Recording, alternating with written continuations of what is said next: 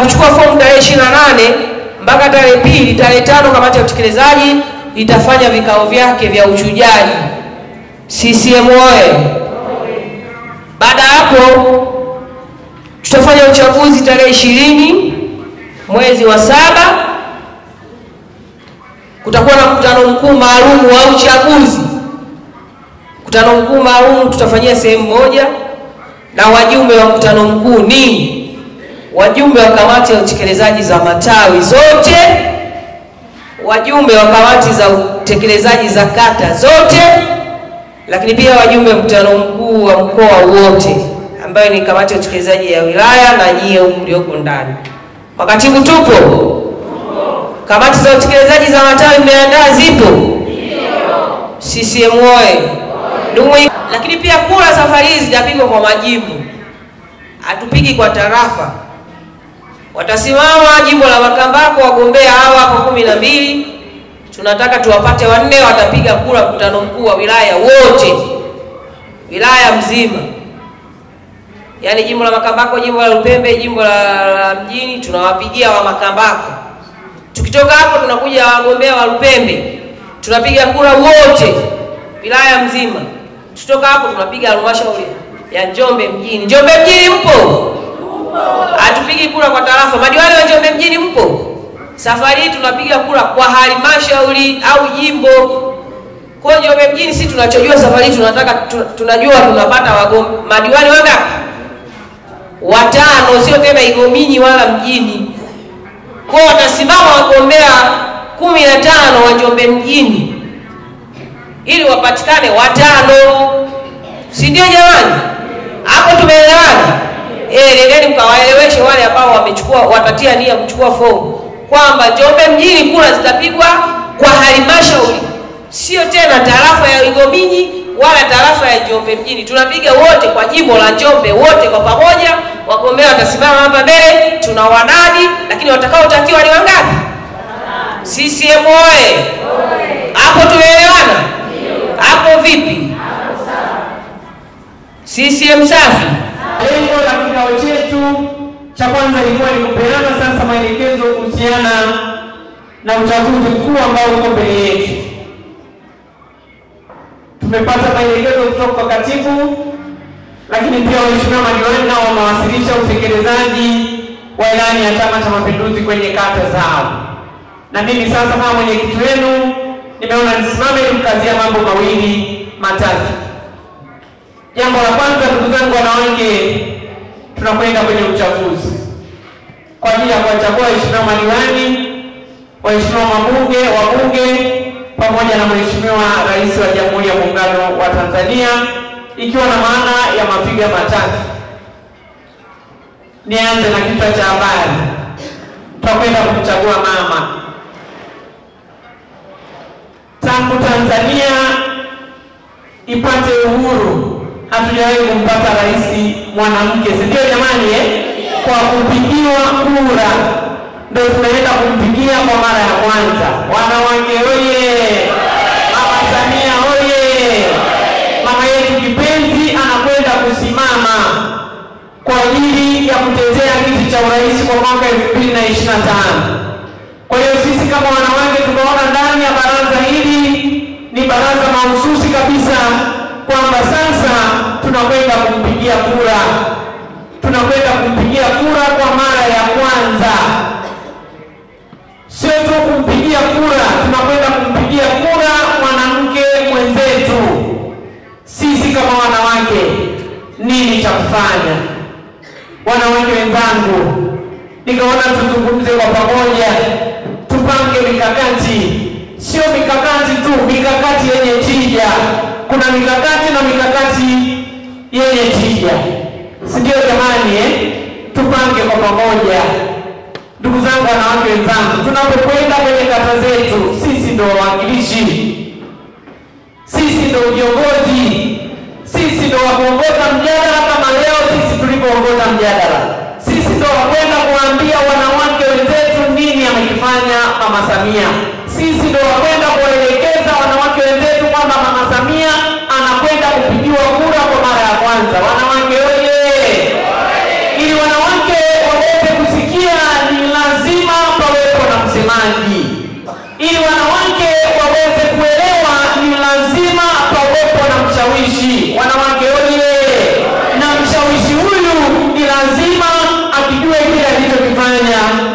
Samia. Ukiwa mshawishi unapotumwa sehemu ni lazima ujue matatizo ya wale wanajamii. Waheshimiwa madiwani hapo wamesema kwa kichwa wengine, kwa sababu zile kazi wanazozifanya wanazijua. Wanawake wenzangu, kazi alizozifanya Mama Samia kwa kipindi cha miaka 4 yote tunazijua. Uongo kweli? Tulikuwa naye na tumezifaidi, kwa sababu kazi nyingi alizozifanya Mama Samia zimetugusa na sisi wanawake. Uongo kweli? Kwa hiyo tunalo jukumu sasa na sisi kama wanawake kusimama kuwaambia wanawake na wanaume, wanawake wewe, tukawaambie wanaume, kwa sababu tunao nyumbani, tunakula nao, tunalala nao. Uongo kweli? Tukawaambie, tusipowaambia mchana tukawaambie usiku. Hapo vipi? Tusipowaambia usiku tuwaambie asubuhi tunapokunywa chai, kwa sababu chai tunaiandaa sisi. Hapo vipi? Kwani tukiandaa chai wanakunywa peke yao? Tunakaa na sisi pembeni. Tuwaambie. Tusipowaambia tunapokunywa chai, tunapokwenda maeneo yale hata ya starehe, tukawaambie, kwani tunaweka kaduara. Mama Samia oye! Ndugu zangu, wanawake wenzangu, tuinuke tukaseme mazuri aliyofanya mama, tukamtetee mwanamke mwenzetu, tusileze kwa makubwa aliyofanya. Tukianza kuelezea hapa, ilitakiwa tuanze tangu saa 1 asubuhi tumalize siku 5 mfululizo na posho itolewe. Uongo kweli? Aliyofanya ni makubwa. Lakini ndugu zangu, wanawake wenzangu, pamoja na aliyofanya makubwa Mama Samia, lakini bado tumeona jinsi anapopigwa mawe. Wanawake wenzangu, ukichungulia kwenye mitandao ya kijamii, kama una roho ndogo unaweza kukaa ukalia peke yako, halafu ukainuka ukasema Mungu watazame hao. Ndugu zangu, lakini niseme jambo la ujasiri kwa Mama Samia, kwa haya yanayofanyika kwenye mitandao, kwa haya yanayofanyika nje huko. Ndugu zangu, mti wenye matunda ndio unaopigwa mawe. Yakiiva kuna mtu hata kushajiwe, kila anayepita tatamani lile tunda alile. Kwa hiyo hilo ni jambo la ushujaa. Sisi kama wanawake wa Njombe tunamtia moyo kwamba mawe mengi yanashuka kwenye mti wenye matunda. Hapo vipi? Matunda yaani unaona kabisa jamani, ulipanda mwembe likienda kuzaliwa parachichi, utaelewa. Ulipanda mwembe na ukazaa mwembe.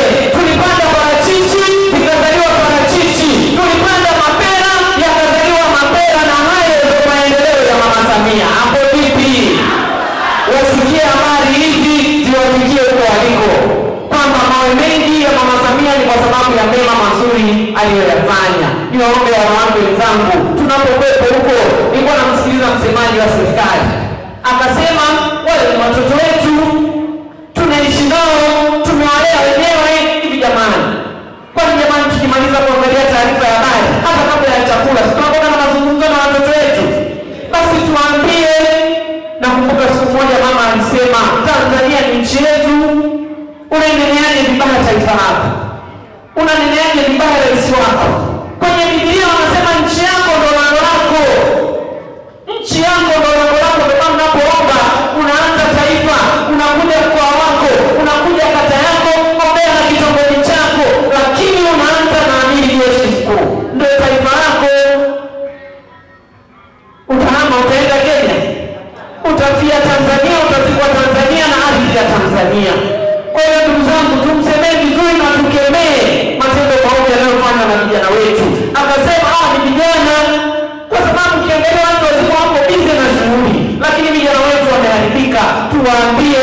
Mtu wa malezi hapa amesema kwamba wale ni vijana wetu, tuwalee. Kadri tunapowalea vijana wetu kwa misingi ya imani, ndivyo ambavyo watalitetea taifa. Kwa hiyo niwaombe wanawake wenzangu, ikawa agenda ya kudumu tunapokwenda kipindi cha uchaguzi. Unaona kweli watazidi, tunawaita, unamwambia kabisa pena mginite. Uongo kweli? Uginite. Haya sio maneno ya kuzungumza.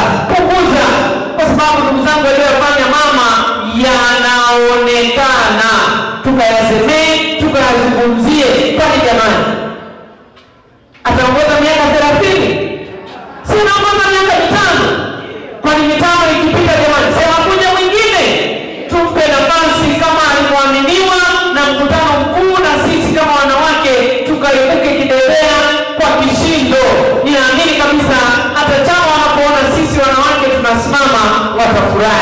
lakini sio wanafurahi tu, na Mungu naye atafurahi. Uongo kweli? Kwani kwenye Biblia jamani, hawakuwepo wanawake walioongoza? Walikuwepo. Alikuwepo mwanamke mmoja aliitwa Debora. Kwenye kitabu kile cha Waamuzi sura ya 4, Debora alifanya vizuri. Wengine walikuja na vifaa na magari, Debora kwa mguu pigia huko. Lakini walikuwepo akina Esta, mwanamke hodari, mwanamke shupavu. Tumemwona jinsi alivyofanya kwa uzuri na kwa ukubwa. Nani? Mama Samia ni nani asiwezi? Wao waweze na sisi tushindwe tuna nini? Mama Samia ashindwe, wao waweze wana nini? Mama Samia anaweza na anaweza, anaweza, anaweza, anaweza, anaweza, anaweza, anaweza, anaweza, anaweza, anaweza, anaweza, anaweza. Tukamtegemeze. Hapo vipi?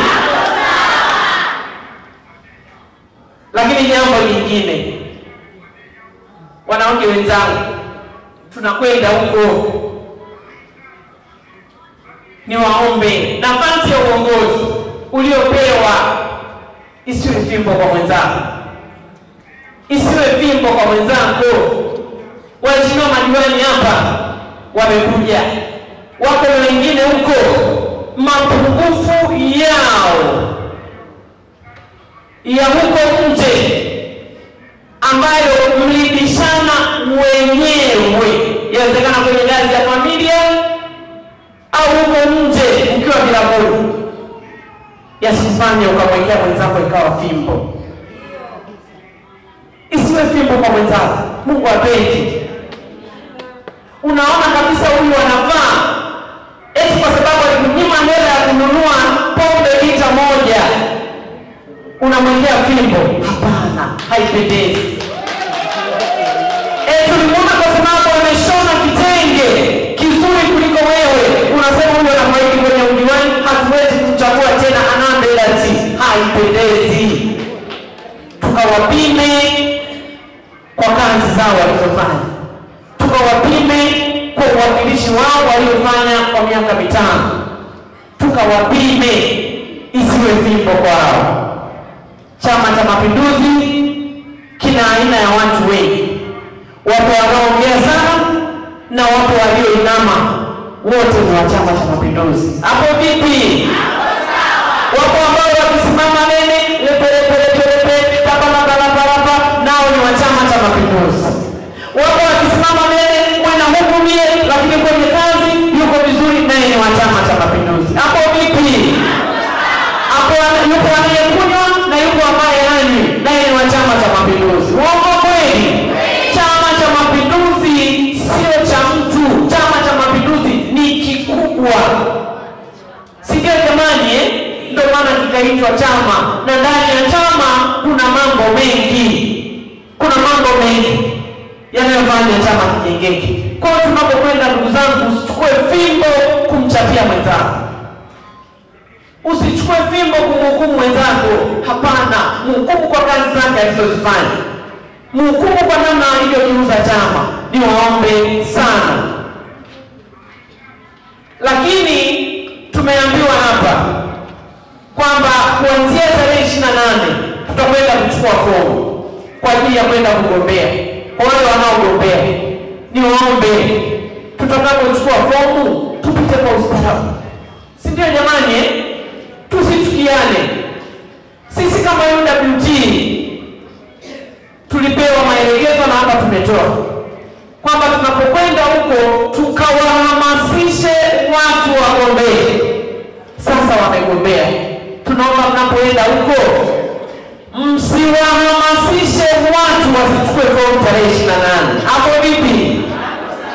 Viongozi wa kwenye kata, inawezekana kuna mmoja unampenda zaidi ya huyo aliyopo, na kamati ya utekelezaji tumepambana, na mimi kama mwenyekiti, mmeona hapa kuna makatibu na wenyekiti wamechukua fomu wajaja kwenye mkutano wa leo.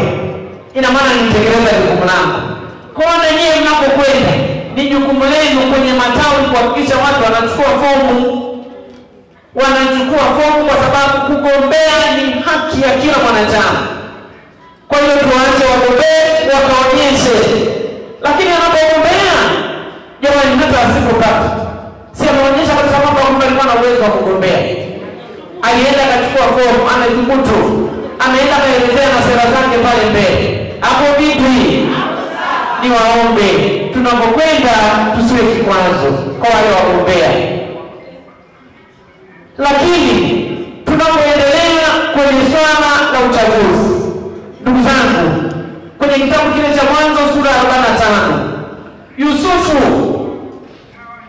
aliwaambia wale ndugu zake, alipowagawia vyakula, alijua kabisa watabebana njiani. Aliwaambia tusigombane njiani. Kwa hiyo tunapoendelea, kama wewe ni wa yule na mwingine ni wa yule, basi iwe siri yako. Si ndio jamani? Ili siri yako kwa jamani, wewe si ndio wa kwako, basi nyamaza. Nyamaza.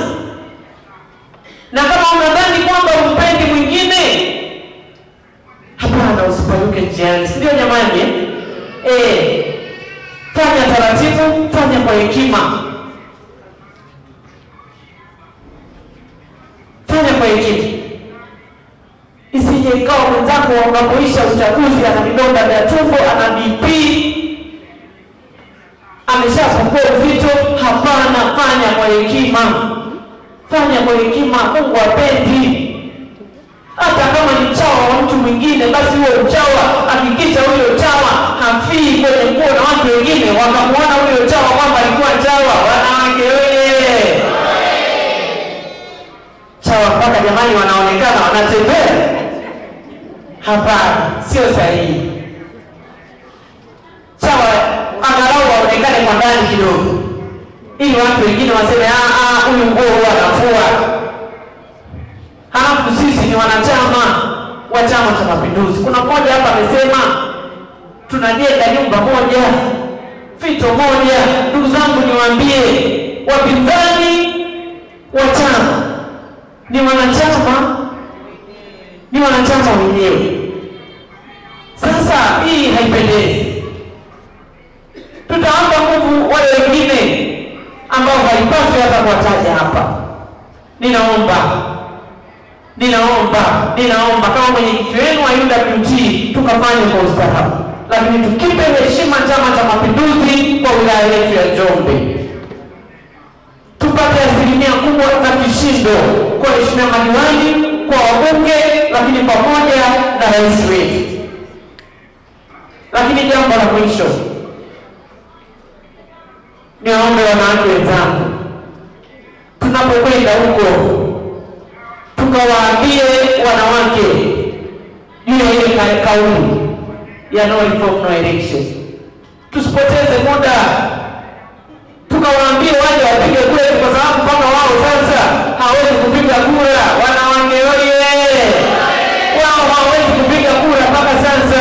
Kwa hiyo wanaendelea kama wanaharakati, yaani wanaendelea kama wanaharakati wengine. Kwa hiyo ile no reform no election isitutishe. Mwambie kabisa, tena ikiwezekana mwambie na wenzao, njoni mpigie Mama Samia. Hapo vipi? Niwaombe tukawaambie na tusimame kwa ujasiri